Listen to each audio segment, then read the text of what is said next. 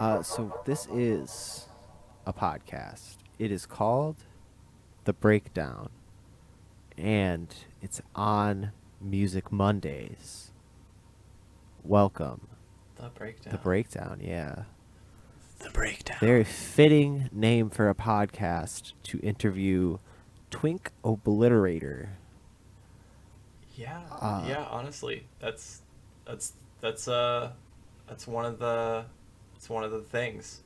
That's the one of the main reasons for you know living is breakdowns. Here we're going to break down the breakdowns. So, Hannah, welcome to the podcast. Um, Thank you. Thanks for finally, well, thanks for putting up with me finally being able to make it to the podcast. That's how I need to phrase It's that. really no problem. Thanks for having me. Um, Shit, so we're in the breakdown. This is episode I don't know, and maybe I'll edit it in, maybe I won't, but It's one of them. it's one of them, and It- it's going to be a it's good one. Definitely one of them.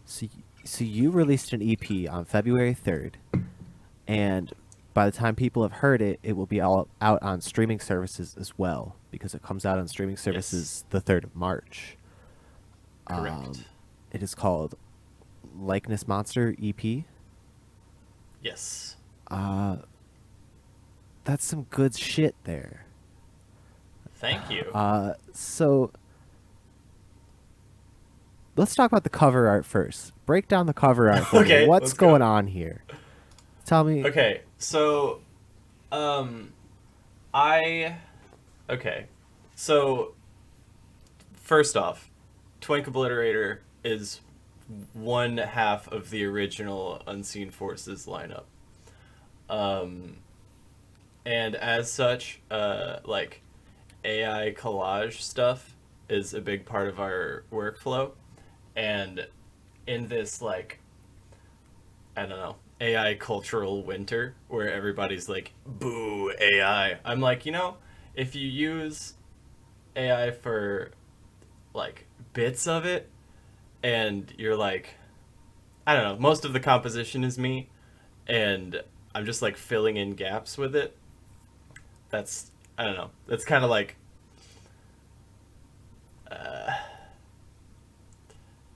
like it's an integral part of my workflow when I'm doing this kind of stuff because there's like an inherent freakiness to AI that I can't like. Yeah, the unhumanness Like, of it.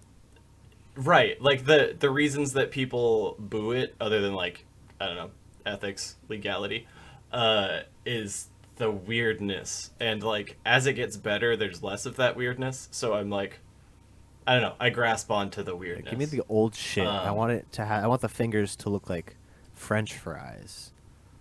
Exactly. Like the AI hands thing gets me. And that's part of why I have like normal ass hands on it. For anyone listening, the likeness monster hands, those are AI and they're fine. Like it's not like that's kind of like a flex where I'm like, "Hey, it's just cuz you don't know how to use the tool." Like anyone who's like really into this sort of thing, like AI Curio, if you're familiar with them, or like uh people that are like really into the tech, that's not a problem for them. If the hands are fucked up, it's because they wanted them to be.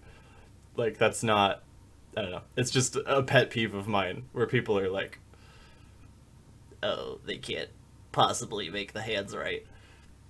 But Oh, but they yeah, did. anyway, Those hands look like human hands right there. don't they? Yeah. Those look like some normal ass hands. Um but yeah, the sphere face thing is that was originally Mid-Journey. I used it to make my sleep paralysis demon is a JPEG compressed Vin Diesel, and it gave me a horrifying face with no eyes and two mouths, and I turned him into a sphere and erased parts of it to fill in with Dolly, like the editor that Dolly has, Yeah. to like make the hands and the little clown guy. And that's a lot of like selective erasing and like generating. So it, I don't know. It's more like I painted with AI than it just made it for me. Yeah, absolutely. That's like that's the good. That's where I see merit in AI because like I make those collages and I use the last one I did for SoundCloud Sundays cover art was all AI Uh-huh. generated images because I was like I just want like uncanny looking houses and things like that. So I like made Right. it. So I was using like budget AI too. So it's like all right, it's not gonna be. I was using Dali, so and I was making sure that I put uncanny and weird in there so it would do that, not just like make Right. me a house. I'm like, no, I want it to be weird. Right. Yeah.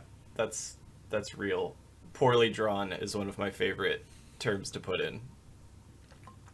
Um, done that for a lot of the unseen forces stuff. Like just trying to make it look as I don't know, because like a lot of the I guess like the criticism of AI art, it's like you're just doing this because you can't make art or something like that, or you're doing this to avoid paying an artist or whatever. And it's like no, like I'm in a lot of cases I'm making something I could make myself because I'm intentionally making it weird and kind of shitty and like I don't know. It's I think a lot of there's a lot more how do I say this? There's like a specific thing, I don't know, like a specific style that comes out of it and like an amount of work that you have to put in to get something good out of it. So I don't know. It's just like there's merit to it. Yeah, And that's kind of one of the things we try to prove. it's true. It's just like yeah, it's when people start to use it for evil is when it's like, oh, this Right. is kind of bad. Like, well, no, no, people just aren't using it right and aren't using it Right. ethically. You know what Cuz I mean? yeah, absolutely. And I get the critique of like people using it to be like, okay, I want this in this artist's style, and then they're just like taking the generation and that is the image. Like that is unethical. Like that using it to just like bite someone's style, especially if if it's like a living artist and you're avoiding like commissioning them. That's fucked up. That's not okay. That's unethical and it sets an awful precedent. Um, and then like the NFT bro problem of like churning out a bunch of low quality, like basically uncurated, unedited AI stuff. Like all of that. Like I agree with the people who are throwing the baby out with the bathwater in that regard, but it's like there is a way to use these technologies as tools and not like replacements. Yeah, not as a crutch. Um, Right. yeah. Well, I guess a crutch is a tool, so maybe redact that. Yeah. It's a very Yeah, simple tool. it's an Yeah. imagination prosthetic. There we AI. go. Um, shit. So AI good. AI makes spooky cover art with good instruction. Is what we've Right. got.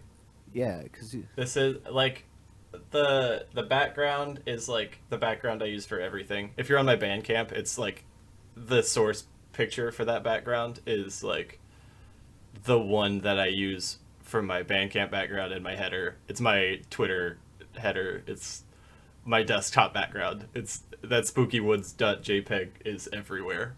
And it's I love it so much. Um, we've got the little turned corner with the like weird core eye and the look inside uh thing. That was fun. We've got a Caldecott medal that I made say Twink Obliterator medal. Got the Meatbog logo, of course. Made to look silver, so it's another medal. Um a really PS1 ass blue and white gradient out of nowhere. And then the likeness monster text on the cover, that's like mesh text um from Z Game Editor Visualizer in FL. It's like the text I use for visualizers and like Meatbog Public Radio videos, but I just like cut it out and did like color to alpha to steal it and put that. Excellent. So yeah, that's the cover. It's spooky woods with some parts erased and filled in with AI. And it's fucking spooky. It's like It is the likeness monster. Yeah. Ooh. But so we've judged the book by its cover. It's time to break into it. With All right, let's do it. a very fitting track title to go into. I was trying to find a segue without cutting you off, and I couldn't. But Spooky Sure. Woods background .jpg. Tell me about that track. What went into the track? You make all your own sounds, right? Yes, Okay. I do. So, That one was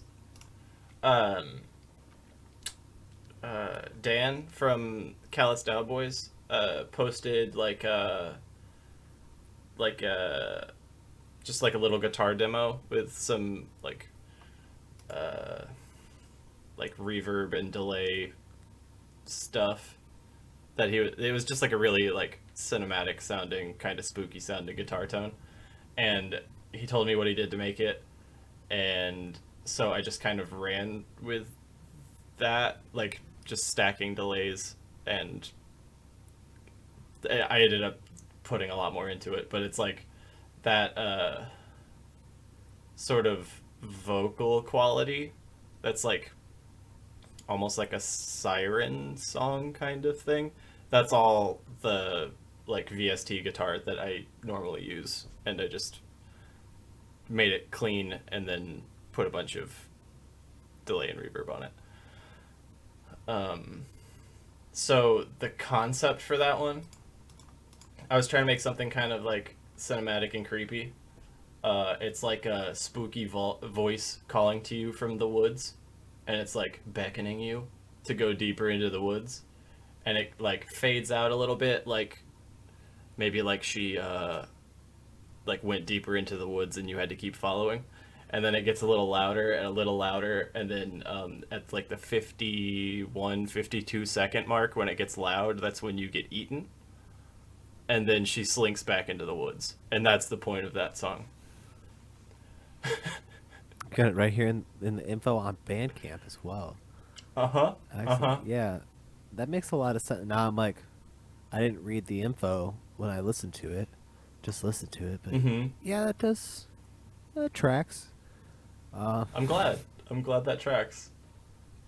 I had fun with that. So, damn. So we move into, so we get eaten alive, and then we move into the title track. Yes. Do you have any, or I'm trying to think if there's anything you else wanted to say about Spooky Woods background JPG, sorry. No, it kind of just speaks for itself. Like it's a cinematic kind of spooky intro. I wanted to like set the tone as spooky, even if it's like a different vibe from the rest of the EP. It's like it does kind of set the tone. So it's like, yeah, you get eaten in the woods, and then the rest of it happens. Absolutely. All right. So so while we're getting digested, Likeness Monster takes place. Tell me about this track. Yes. All right. So, I initially, like with a lot of Twink Obliterator songs, when I start writing it, I'm not sure if it's gonna be for Twinko or if it's gonna be and I'm letting Unseen Forces take the wheel thing. So it's like I and usually that's decided by the tone because this one has those like sample breaks that I normally do in Unseen Forces stuff, but this time it's like Alex Jones throwing a rage fit, and then it gets a little weird in the later parts. But like, if I make something and it ends up being too like bitter or angry, it ends up being a Twink Obliterator song in most cases, because that's like we have that kind of tone in Unseen Forces sometimes, but Twink Obliterator is like the more like angry, scary metal part of what I add to that, I think.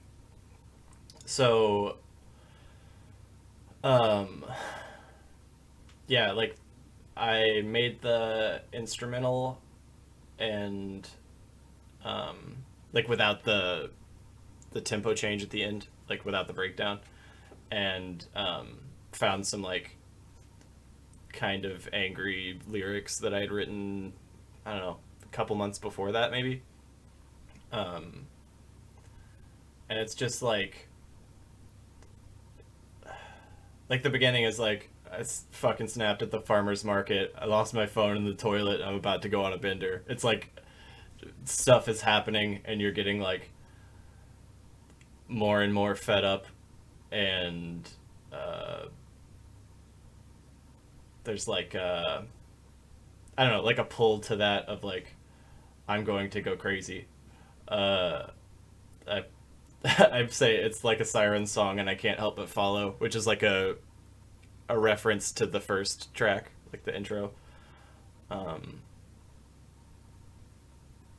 and then like I uh, I made the end, and it was really grindy, and it was really like it was really nice, but I hadn't like shifted the tempo or done anything to make it feel like a breakdown yet.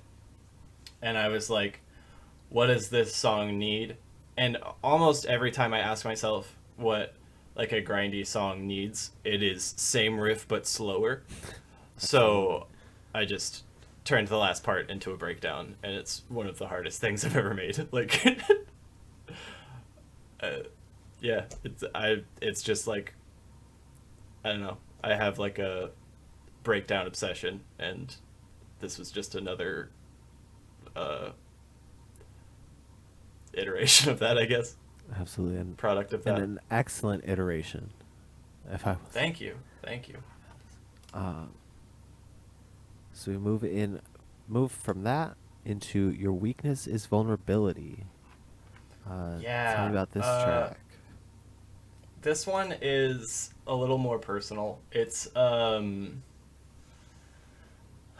don't know how much I want to get into it, but it's like okay, so you know who Carrot Cake Jake is as uh an Unseen Forces meme? Yes. This is okay, so Carrot Cake Jake is mostly inspired by one person, and he kind of acts as a like a like a dumping ground for our malice, I guess. Um,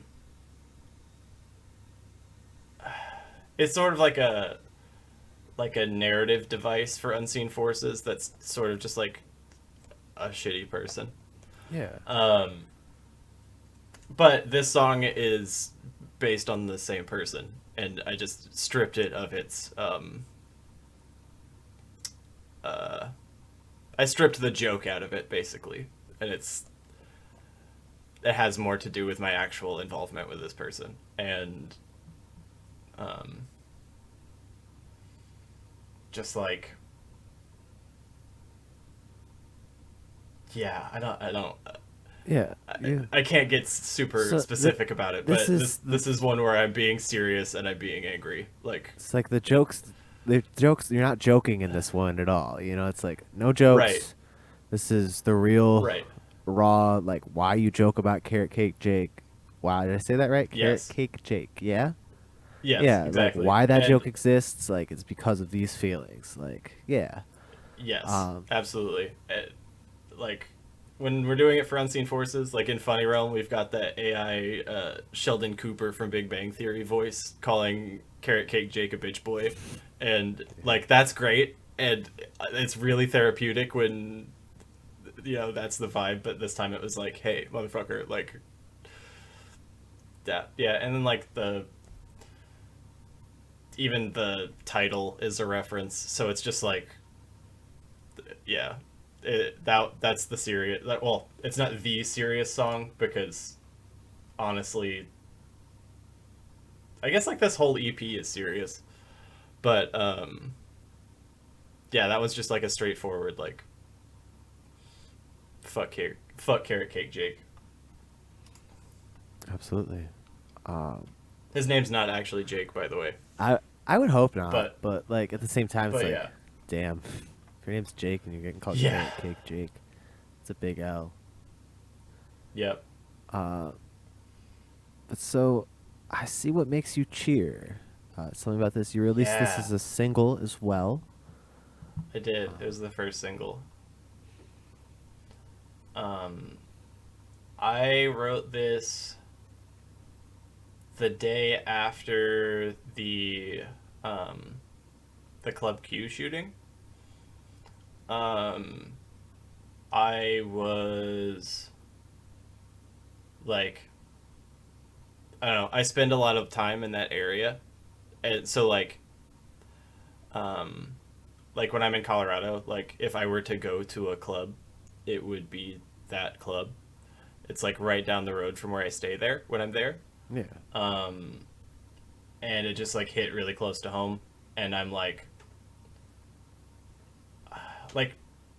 when stuff like that happens, my first thought is like I would die in combat against you fuckers. Like I like it just makes my blood boil and it makes me kind of violent, and I'm just like I'm accepting blood as a payment. Like that's where that comes from. And um it's just four lines. Like it's one little um I'm accepting blood as a payment. I'm pocketing your teeth off the pavement. Can I say the F You slur can on here? definitely say you are allowed to say Okay. faggot on this podcast. Okay. I'm allowed to say it. Cool. I am not the faggot you should play with. Fuck around and find your body in my basement. And I repeat that like 3 or 4 times. And like, um, like at the beginning, I just go like kind of straight into it. It actually opens with the Amen Brother drums. Like the very intro part is the intro of Amen Brother before it goes into the break. And then I just cut from that. Um, but yeah, I do it one time, I slow it down, do it another time. I do that like twinkly like uh that little break in the middle where it's like happy twinkly guitars uh as like a it's sort of like a rallying cry kind of thing. It's like a morale booster in the middle of the song that's about trans people getting revenge. And then it goes into the heaviest iteration of the same verse. And it was just a very like I don't know. I was angry, I was focused, and I made probably the best song I've ever made. Like that is like the Twink Obliterator song. And it's just you know I even in the description it says trans day of revenge. That's the whole point. It's just like if you're gonna kill us, what's stopping us from doing the same to you? Yeah, absolutely. Very like you don't need to say more than those 4 lines to get the point across. Like Exactly. really, Like I just yeah. it's just like a little. It's not a little. It's because it's a big track. It's a short anthem. Truly, like Mm-hmm. absolutely. And then we're followed by the longest track on the EP, Dancing on the Mm-hmm. Eggshells. Tell me about that. Yes. So it started as me just like fucking around. One of my friends who has like a garden had like squash bugs eating his pumpkin plants. So I was like, I'm gonna write like an alien core song, like uh, Rings of Saturn or like Aversion's Crown, where it's like most of their songs are about alien invasions. But I'm gonna write it about killing the squash bugs that are infesting my friend's plants. Um, so like the insectoid scum, you'll meet your end at the end of our guns. Like it's just like goofy and yeah, it's basically just an excuse to write an alien core song with a different perspective. Um, but I kind of like that's like the first time I get really silly in the content, and then I cut because it's about two different things. I cut to the let's do a silly one verse, which is where dancing on the eggshells the name comes from, and it's basically about being in love with somebody and not being able to like think of anything else. Like that's yeah, like that's basically it. Um, it's and even like the sample I use for the breakdown is like it's like I let the tempo affect the pitch of fuck what's the guy's name? Uh, God, I can't think of his name, but the Edwin McCain. I'll be like that. I'll be your crying shoulder. Oh yeah. Um, but it's tell me that we belong together, and that it just goes back into the insectoid thing. Like I'm changing the subject.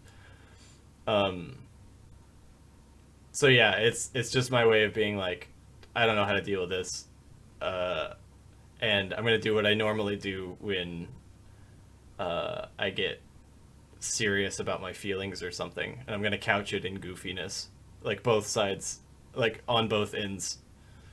It's sitting in between a joke and the same joke, so I'm dancing on the eggshells by like showing my hand and revealing my true feelings in between a joke Yeah. that is unrelated. No, absolutely. That's like, yeah, it's just sandwiched together. You just tried to hide it in there. Yeah. And then we move to, is it I Love You So Fucking Much or IOYS FM? Wow, I was so afraid to Uh, mess that up. it's that is what it means. So it's either way. That one is a special track to me because it's like I made it as like I just kind of like let it happen. Like it's showing my hand a little bit more because like the rest of it is very grindy and it's just like breakdown fetish content. But it's like sort of post rocky. It's got like my uh, sound design that's like more adjacent to the electronic scene, hyper poppy kind of synths, um, but like making something that's like crescendo core. Like it's just trying to be. I don't know. Like I struggled with writing lyrics to it or anything because it just stands on its own. And anytime I tried to like put words to it, I felt like I was taking away from the. I think it benefits from being emotional and open to interpretation. Um, like it's like coming home at the end of a hard day, or like it's like yeah, like a warm feeling at the end Yeah. when everything is done and Um, you're going home. as you finally been digested. Exactly. Yeah. Yeah. So you're coming This out is the when other end. Yeah, this is when the forest siren shits you out and you feel better. Yeah. You're like, oh, I made it. Yeah. Yeah. It's like Huh. I got it out Your return and to the real world. exactly. It's yeah. Wow. Damn. Um I might do another version of this song at some point, like cuz I do have vocal ideas. It just was like it's going to take more time and care and consideration than most of the stuff I make. Yeah. So And it's good to like release it as it is and then be like, well, I can just come back to that later and re-release it as something else. Like, absolutely. exactly. Like It's there's no your art. finality in releasing music. Yeah. Yeah. Um so yeah, that's the EP. That's the EP. So, um, do you have any closing thoughts about Likeness Monster? Um it is I think that it is I'm getting a lot closer to what I think Twink Obliterator should be. Like that what I'm trying to do with this project is I think encapsulated pretty well by this. And it like I'm proud of Songs to Fucking Stress You Out, like my first one, but that's not like it was very like transitionary of like me figuring out how to make this project. This I've almost called it a side project, but it's really my main thing now. Um, yeah, Likeness Monster is just like me honing that more.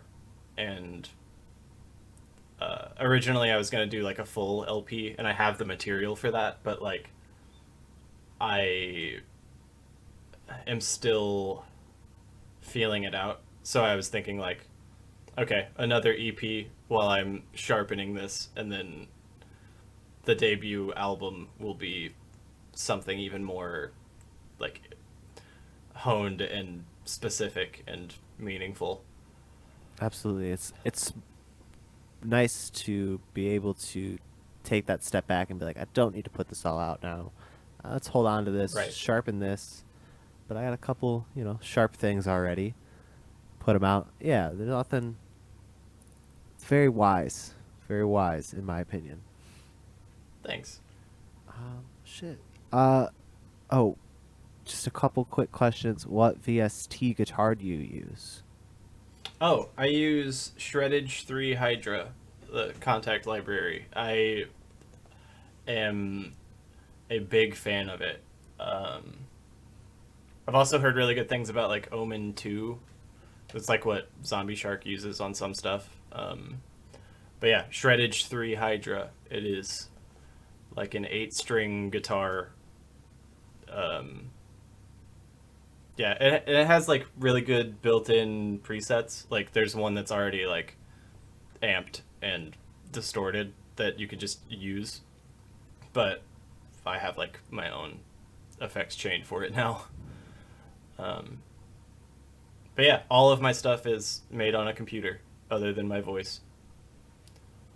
Hell yeah. That's the power of computers. It really is. Cybergrind real. Yes. Cybergrind real. Cybergrind. Cybergrind. Shit. So Cybergrind. I think that's all the questions I have. I feel like you've given me Sick. because it's a short EP. It's It is. So It just by nature of how short the songs are. it's because it's Cybergrind. It's true. Got to go It's fast. true. You go through it fast. So also do you think that not do you think you are you able to do Twink Obliterator stuff live? Yes. It would be like backing track with maybe I'll like stem it out and have like effects on controllers, but it's basically just, laptop and microphone type stuff. Yeah.